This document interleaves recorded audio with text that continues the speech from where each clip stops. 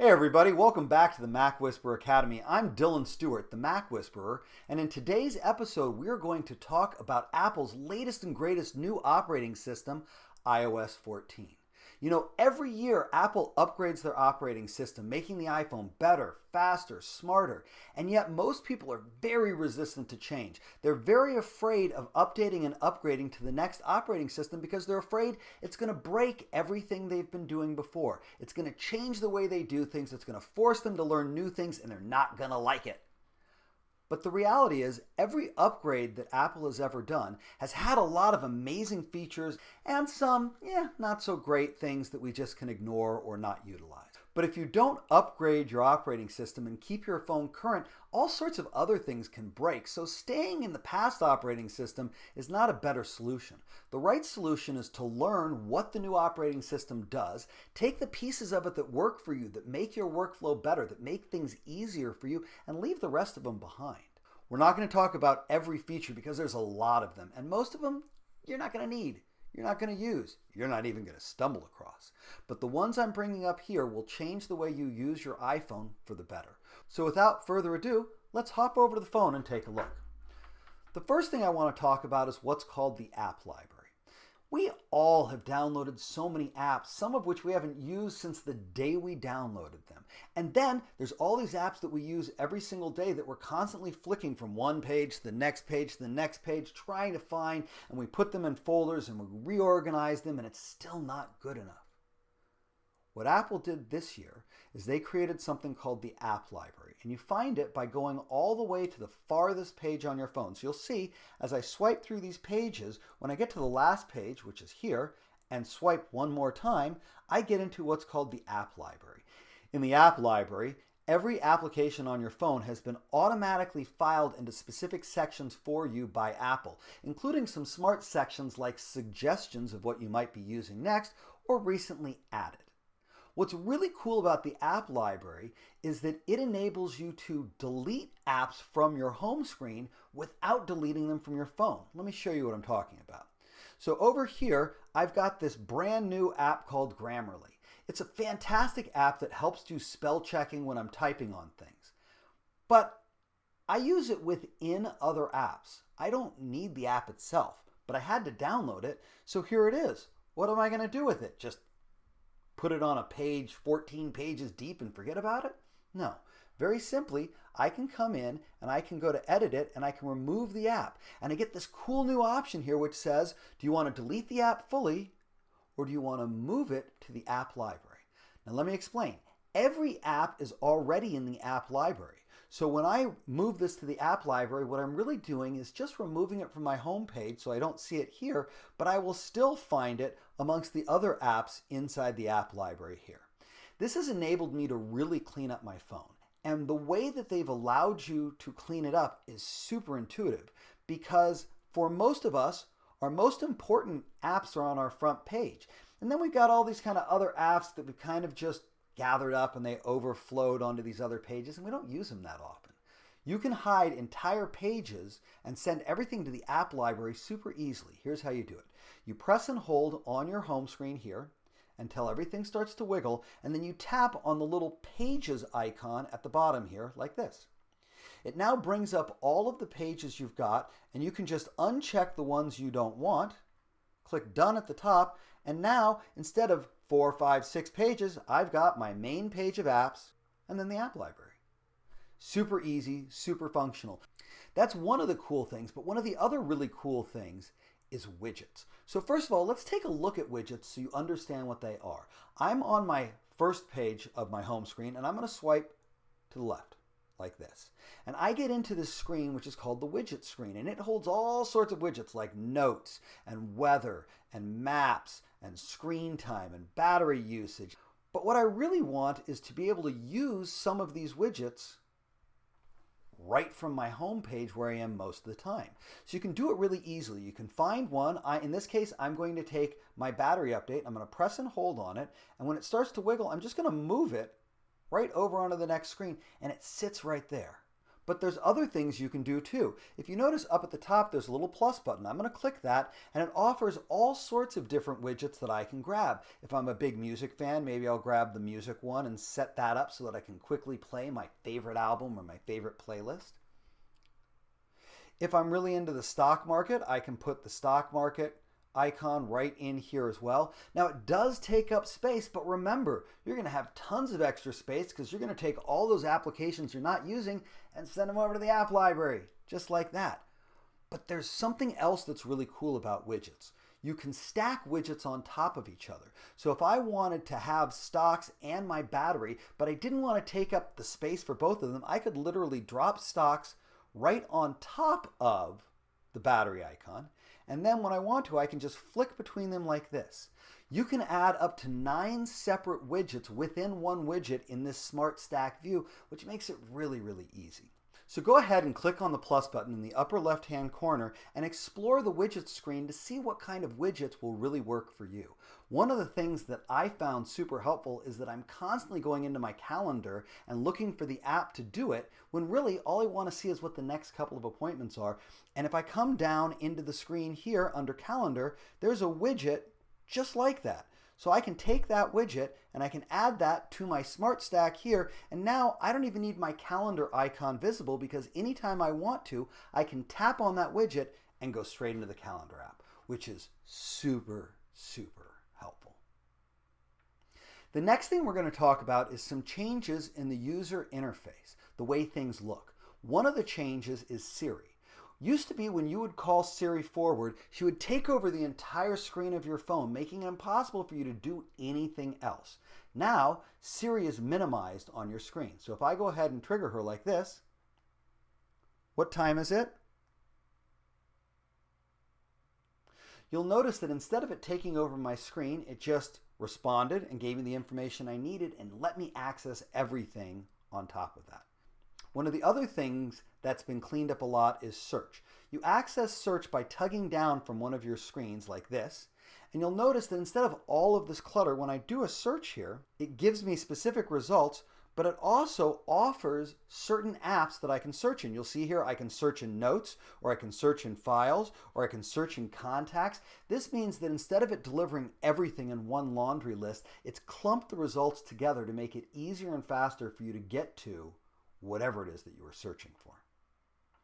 Now, those are both pretty cool functions, but let's get into my favorite new function of iOS 14, and that's inside iMessage. I love iMessage. I use it all the time. In fact, it's one of the first things I talk to new iPhone users about because they've come over from Android where they do text messaging, not iMessage, and they think they're the same.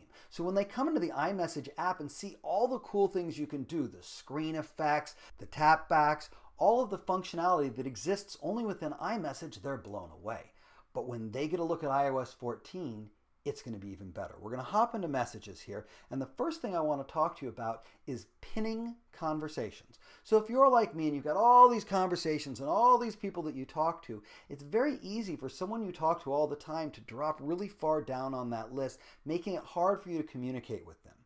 But now they've changed that, and they've added a function called pinning. What you can do is you can swipe from the left side to the right side, and suddenly that person's conversation goes to the very top of your screen. As you add it, you'll see other people go to the top of the screen too. You can have up to 9 people at the top of your screen, but what's great is you can also do groups.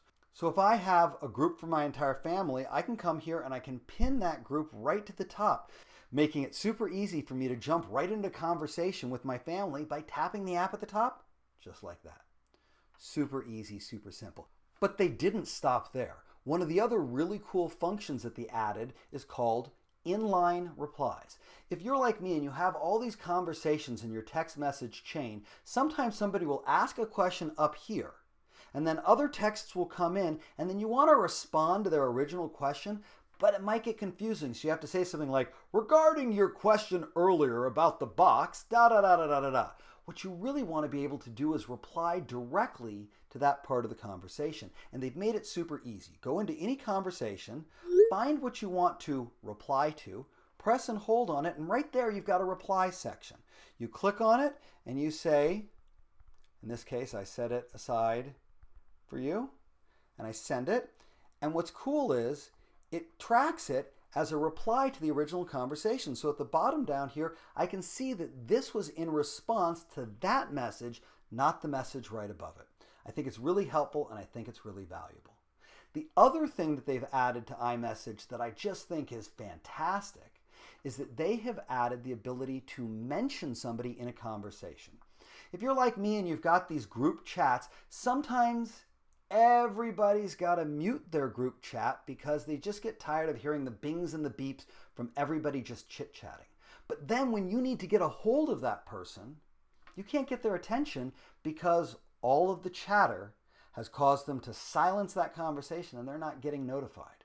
You can very easily come in and hit the app button and type the person's name, and it will highlight that person in the group, and even if they've got their conversation muted, it will notify and alert them. It's a great way to get somebody's attention. Now, in this case, I'm doing it on a conversation that's just a one-on-one conversation. But where it's really valuable is when you're in a group with a ton of people and you want to make sure that that one person knows that you're talking to them.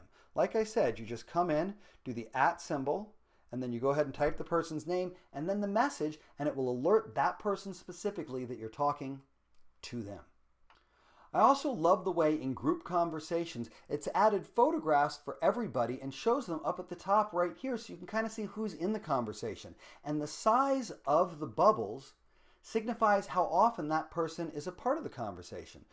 So those are the changes that Apple made to Messages. There's a couple of other little features and functions hidden inside there, but what I want to talk about last is I want to talk about this really cool function that's a little unusual. It's called the back tap. Let me show you what it looks like. So I'm going to go into the settings section. And from the settings section, I'm going to click on accessibility right here. And from here, I'm going to go into the touch section right there. Down at the bottom of the touch section is this new thing called back tap. And there's two different back taps you can do. You can do one that's a double tap, or you can do one that's a triple tap. What the back tap will do is by touching the back of your phone, it will automatically cause some shortcut to run. I'm going to go ahead and click on the triple tap here, and you're going to see a bunch of cool things, like maybe you're constantly wanting to mute your phone, or maybe you're looking for an easier way to access Siri, or maybe you're looking for a way to go to the home screen or to open up your control center easier. I'm just going to go ahead and go into the app switcher, and we're going to make that my triple tap function. So app switcher, and I'm going to come back. Now what I'm going to do is I'm going to tap the back of my phone 3 times and watch what happens. 1, 2, 3. Immediately, I'm inside my app switcher, just like that. And for me, I've also created a shortcut with a double tap that will automatically take a screenshot just like this. I think it's super helpful to be able to have a couple of extra ways you can do things quickly, because sometimes I'm not looking at my phone, I have it in my hand and I want it to do some function easily, and this new back tap function makes it super simple. And there's tons of options of what you can set the back taps to do, but on top of that, if you use Siri shortcuts, you can create a Siri shortcut specifically triggered by that back tap, which means that the back tap is infinite for you. So those are some of the cool new functions for iOS 14. You've got your app library that automatically sorts your apps and allows you to minimize and reduce all the clutter from the applications you don't even really go into that often. You've got the widgets that can go onto your home screen, which not only make your home screen a little more unique and a little more customized, but also give you quick access to things like stocks, or your calendar, or your battery, or other things. We've also got all the cool new changes in iMessage, which include pinning your conversations to the top, mentioning people in a group conversation, or replying inline to threads. And on top of that, we've got the new graphic interface for Siri and for search. And if people call you, that same minimized screen view that you saw for Siri is used for phone calls, which is super helpful, because how many times have you been in the middle of doing something and the phone rings and you can't do anything until the phone stops ringing?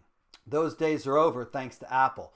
I really am happy with iOS 14. It's been a pretty stable update from the day I downloaded it back in June, and I have had almost no problems with it, and I can't wait for them to continue to add new functions and features as we move forward, because I'm not afraid of upgrading and I'm not afraid of change. The truth is, if you learn the functionality and tools that Apple is offering with each update, you'll find that every year you're able to do more with your iPhone, do it faster, and some of the things that took you 2, 3, 4 steps, you can do them in one, like a double tap to do a screen capture.